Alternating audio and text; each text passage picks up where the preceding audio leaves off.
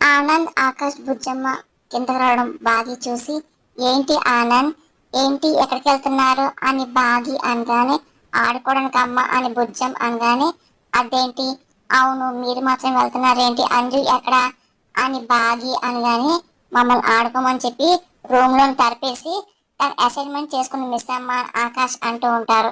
ఇంకా బాగా ఆలోచన పడుతుంది. ఆ తర్వాత ముగ్గురు వెళ్ళి ఆడడం సిద్ధమవుతూ ఉంటారు. అయినా అంజు అలా చెప్పిందంటే ఖచ్చితంగా అందరిని పంపించేసి తను తలుపేసుకొని నిద్రపోతూ ఉంటుంది అని చెప్పి బాగా డౌట్ వచ్చి ఇంకా అంజు ఏం చేసింది చెప్పి పైకి వెళ్ళిపోతుంది. ఈలోగా రూపంలో ఉన్న ప్రచండ ఒక్కసారిగా తన మనసుని ఉపయోగిస్తాడు. అలాగే పెన్నుల వైపు చూస్తూ ఉంటాడు.